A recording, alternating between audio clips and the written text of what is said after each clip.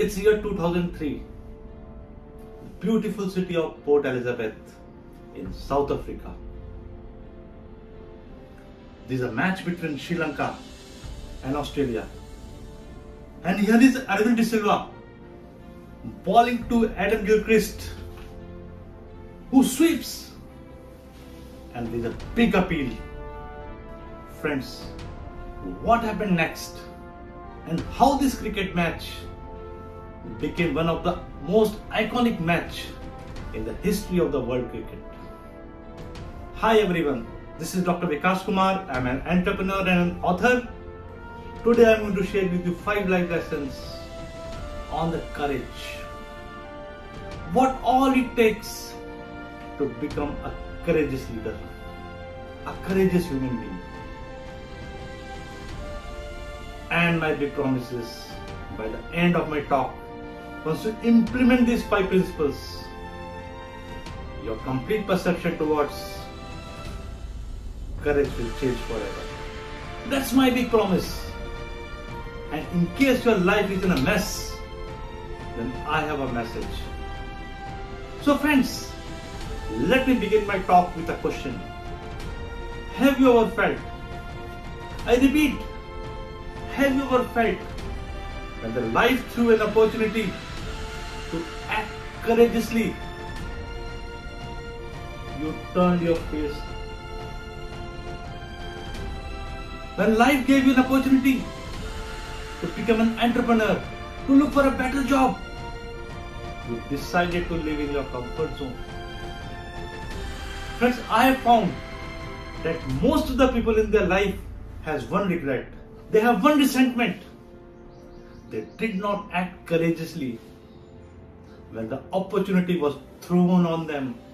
History shows, our day-to-day life incidences show that courage is the most important thing in anyone's life. So let me share your story and take you over 19 years back in the beautiful city of Port Elizabeth in South Africa. The orange color sun is on full glory. The birds are tweeting. The crowd is cheering. Cheerleaders are supporting their teams.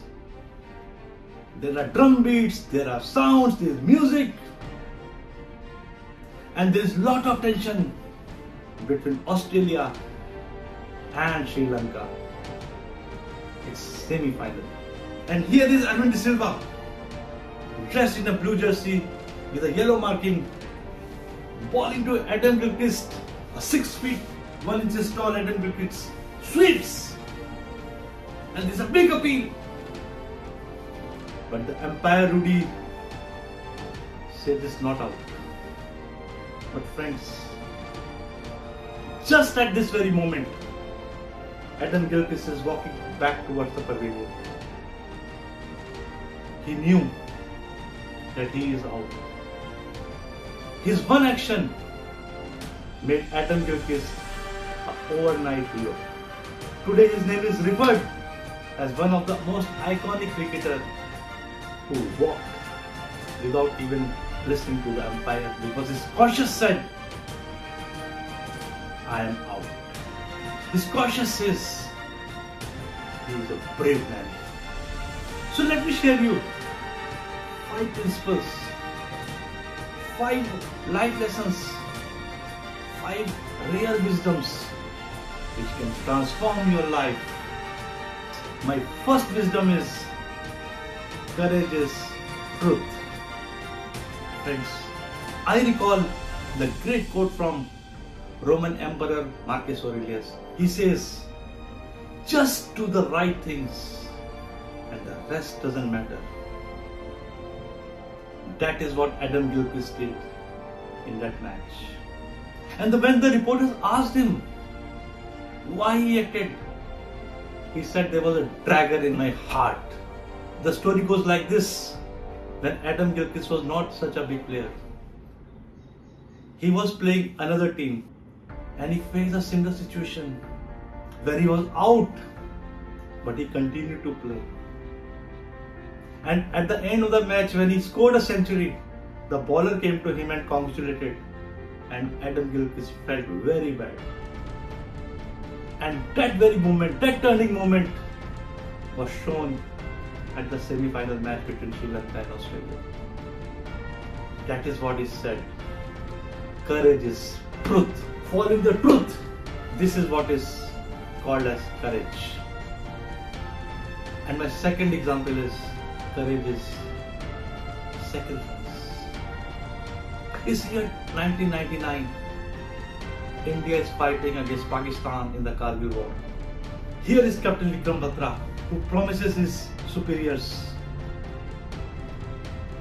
either I will come victorious or I will come wrapped in the tricolor. Friends, on 7th July, Captain Vikram Batra is martyred while capturing the .4875 on the Kargil cliff. He sacrificed his life, but that is the courage. So whether it's King Leonidas of the Sparta or our modern day Vikram Batra, these are the leaders who showed what is a sacrifice for the country. My third wisdom is courage is colorless. So let me share you a story. Story of Malala Yousafzai, a young girl of 14 years who stood against the Pakistan terrorists who were closing all the schools in the Swat Valley. But she stood for her voice. She stood for the cause. She rose against the Taliban. Just a 15 years old girl. That's what I say. Courage doesn't care for nationality, color, religion, anything. Courage is colorless.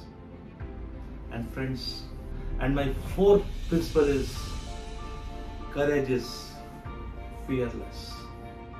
We often talk about in the corporate world that you have to be fearless. To become an entrepreneur, you need to be fearless. You need to go on the off-beaten path. So whether it's Akio Morita of Sony, who despite all the odds, had a wisdom, had a courage to make a product like Walkman. He himself says in his autobiography, Made in Japan, that no amount of market research would have told us that Sony Walkman would be successful. That is the fearless approach. And that was the approach followed by all the major entrepreneurs. Talk of Steve Jobs and Apple.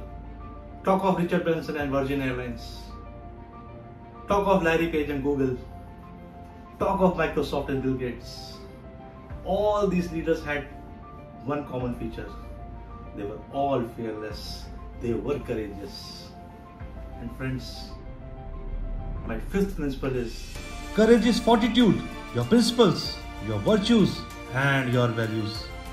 So whether it is helping the voiceless animals in society or helping environment by supporting eco-friendly brands and eco-friendly companies, or paying your taxes for nation building, or just simply following the traffic rules.